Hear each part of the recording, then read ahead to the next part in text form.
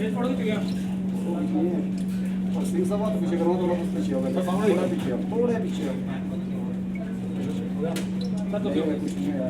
Sir सामने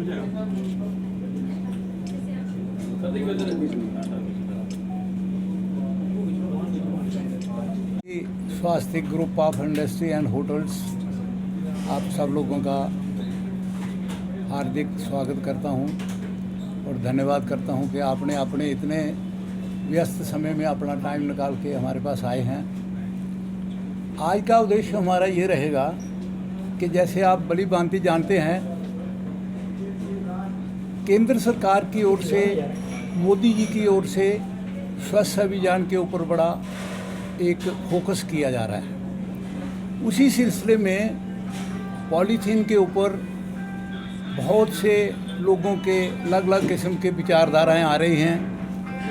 central government की जो गाइडलाइन है उसके तहत ये है कि ये जो कैरी बैग है, जिसको आपने देखा है इस टाइप का जो कैरी बैग है, ये 120 माइक्रोन का अलाउ किया है और उसके बजाय जो पैकिंग मटेरियल होता है वो 50 माइक्रोन का उन्होंने इसको मतलब अलाउ किया है, जो कि आज मार्केट में बड़े अच्छे तरीके से चल रहा है।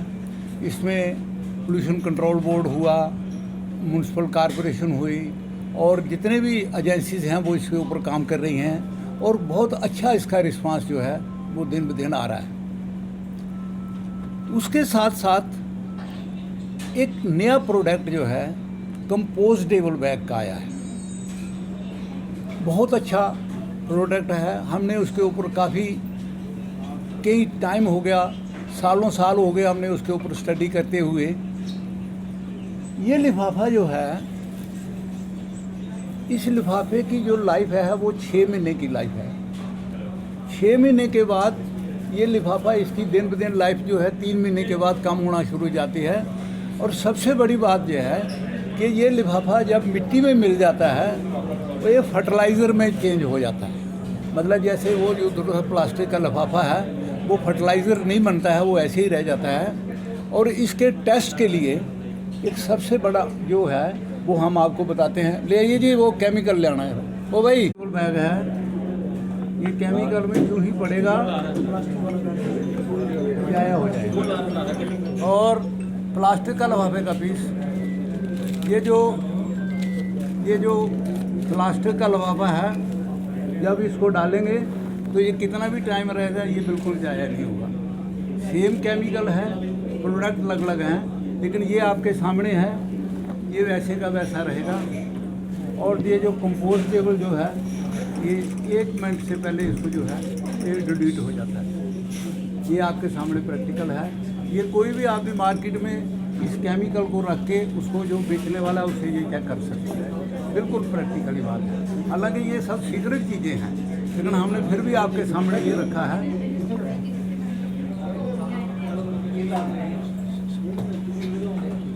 जैसे कि आपको पता है, प्लास्टिक पोल्यूशन के बारे में हम पिछले 1 दशक से सुनते आ रहे हैं कि प्लास्टिक पोल्यूशन से होने वाले कितने नुकसान हैं। तो गवर्नमेंट के जितने भी इनिशिएटिव हुए हैं, हमारी तरफ से जितनी भी इन्वेंशंस हैं, तो वो आज को मैं थोड़ा सा इंट्रोडक्शन मैं दूंगा। तो हमारी कंपनी का नाम है ट्रैडमार्क इंटरनेशनल। ये हमने इस काम को करीब 2004 से शुरू किया था। 2009 में सुप्रीम कोर्ट का पहला ऑर्डर आया था भी सरकार को प्लास्टिक के बारे में सोचना चाहिए कि प्लास्टिक पोल्यूशन के बारे में, जैसे आजकल इनिशिएटिव लेते हैं गाड़ियों के पोल्यूशन के बारे में, इलेक्ट्रिक गाड़ियों के बारे में। ऐसे ही 2009 में सुप्रीम कोर्ट ने बोला था कि आने वाले समय में प्लास्टिक पोल्यूशन बहुत डेंजरस होने वाला है, तो इसके ऊपर काम किया जाए। तो उस समय मैं कोरिया में हुआ करता था, तो वहाँ पे कुछ साइंटिस्ट मेरे दोस्त थे, हम ऑलरेडी इसके ऊपर काम कर ही रहे थे। तो 2009 में ही हमने इसकी ना इंट्रोडक्शन, कुछ प्रोडक्ट्स हमने बना चुके थे, तो एक इंट्रोडक्शन हमने इंडिया में उसी समय दे दी थी। उसका बेनिफिट ये मिला कि गवर्नमेंट को इस बात का पता लग गया था कि ऑलरेडी लोगों ने इसकी तैयारी कर रखी है, तो उन्होंने गवर्नमेंट को इसके ऊपर काम करने के लिए, एक SOP बनाने के लिए, इसके लॉ बनाने के लिए कौन सा प्रोडक्ट होना चाहिए, किस स्टैंडर्ड का होना चाहिए, तो वो सारा इनको पोल्यूशन बोर्ड को उनको ड्यूटी लगाई। तो पोल्यूशन बोर्ड ने इसके ऊपर 3 साल की रिसर्च करने के बाद जितने भी वर्ल्ड के लॉ थे इसके ऊपर, उसको इकट्ठा करके स्टडी करके तो इन्होंने SOP बनाया था 2015 में। और 2016 में एक हमारी CPET लैब है, सेंट्रल प्लास्टिक इंस्टीट्यूट इन चेन्नई। तो सीपेट की लैब में पहली टेस्टिंग की मशीन आई थी भी इसको कैसे टेस्ट किया जाए। वो टेस्ट करने का मेथड भी बहुत स्ट्रॉन्ग मेथड है। वर्ल्ड के जितने स्ट्रॉन्गेस्ट मेथड हैं अमेरिका में या जितने भी यूरोपियन कंट्री में, ये उसी स्टैंडर्ड के हैं। तो इसको टेस्ट करने के लिए पहली लैब हुई तो 2016 में वो इंस्टॉल, उनके पास पहली मशीनें आई। तो 2016 में ही हमने उसके, हमारे पास तो प्रोडक्ट इसका सारा इन्वेंशन तैयार ही थी। तो उस प्रोडक्ट को हमने उसको टेस्ट के लिए डाला। उस टेस्ट की रिपोर्ट आती है करीब करीब 9 महीने बाद, क्योंकि 6 महीने का इसका रनिंग टेस्ट होता है, जिसमें इसमें मिट्टी में ये फर्टिलाइज़र बनता है या नहीं बनता, उसका टेस्ट किया जाता है।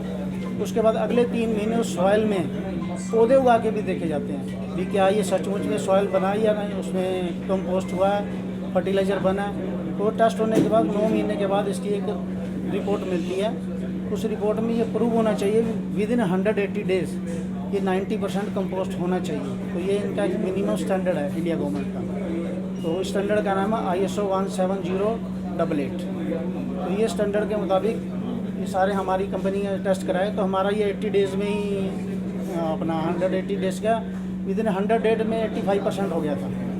तो ये बट उनका एक प्रोसेस है, वो प्रोसेस के हिसाब से वो अपना टाइम कंज्यूमिंग पूरा लेते हैं। तो उस टेस्ट के बाद फिर ये रिपोर्ट जाती है सेंट्रल पोल्यूशन बोर्ड दिल्ली में, इनका हेड ऑफिस है। उसके बाद इसका एक सर्टिफिकेट मिलता है। उसके बाद ही फिर इसकी प्रोडक्शन हमारी 2016-17 में हमारी इस प्रोडक्शन हमने स्टार्ट की थी। तो पहला प्लांट हमारा पंचकुला में था। उसके बाद हमने चेन्नई में, अहमदाबाद में और दिल्ली में हमारा इसका वर्किंग चल रही है। तो वहाँ हमारी प्रोडक्शन स्टार्ट है। तो अभी आपका ये जम्मू प्रशासन ने थोड़ा इनिशिएटिव लिया है, प्लास्टिक पोल्यूशन को लेके थोड़ा स्ट्रॉन्ग स्टेप लिया है। तो अपना शास्त्री जी से पहले हमारी बहुत बार बात होती रहती थी इसके बारे में। तो क्योंकि ये लोग पोल्यूशन बोर्ड से कॉन्टैक्ट करते थे, पोल्यूशन बोर्ड से हमारा रेफरेंस इनको मिलता था। तो हमारी उनसे करीब करीब पिछले 2-3 साल से बातचीत चल रही थी। लेकिन जम्मू प्रशासन ने अभी इनिशिएटिव लिया है। तो हमने फिर डिसीजन लिया था भी यहाँ इसको लॉन्च करना है और यहाँ पे प्रोडक्शन भी स्टार्ट करनी है। तो ऑलरेडी प्रोडक्शन के लिए भी अप्लाई कर दिया गया है यहाँ पे। वो पोल्यूशन बोर्ड का एक प्रोसेस है, पहले सिटी लेना होता है, CTO लेना होता है। तो वो अप्लाई कर चुके हैं। जैसे ही परमिशन आएगी तो यहाँ भी इसकी प्रोडक्शन सारी स्टार्ट हो जाएगी फुल फ्लेज। तो आपको यहाँ पे आने वाले टाइम में किसी भी चीज़ की कोई कमी नहीं रहेगी किसी प्रोडक्शन में। तो पहले ये था कि हमारा ये प्रोडक्ट महंगा भी बहुत होता था as a comparison to plastic. वो उसको हमें करीब इसको सस्ता करने में हमें करीब 3 साल लग गए इसमें, और इन्वेंशन करते करते एज पर इंडियन मार्केट के हिसाब से। तो आज की डेट में अगर हम कंपैरिजन करते हैं ना प्लास्टिक से, प्लास्टिक का बैग अगर हमको 3 रुपये का कॉस्ट करता है तो हमारा ये 2.5 रुपये का कॉस्ट करता है। क्योंकि वो 120 माइक्रोन है, हमारे प्रोडक्ट के ऊपर माइक्रोन एप्लीकेबल नहीं है क्योंकि ये कंपोस्ट होता है। तो वो हवा में उड़ता है तो पकड़ा नहीं जाता, तो कलेक्शन हो ईजिली हो, इसलिए माइक्रोन उसके बढ़ाए गए। बट हमारे ऊपर माइक्रोन इसके ऊपर बढ़ाने की ज़रूरत ही नहीं है, क्योंकि जैसे ही मिट्टी को टच करता है तो ये कंपोस्ट होना शुरू हो जाता है। वैसे तो 180 डेज़ का टाइम होता है, बट ये कई बार सिचुएशन ऐसी होती है कि विद इन 2 और 3 मंथ में भी ये ख़त्म हो जाता है। कभी रेन ज़्यादा है, टेम्परेचर ज़्यादा है तो बहुत जल्दी कंपोस्ट हो जाता है। तो बाकी प्रोडक्ट में इसमें हमारे पास और भी बहुत सारी इन्वेंशंस है, ये नहीं सिर्फ प्लास्टिक को लेके है। तो आने वाले टाइम में हमारे जीवन में 16 आर्टिकल्स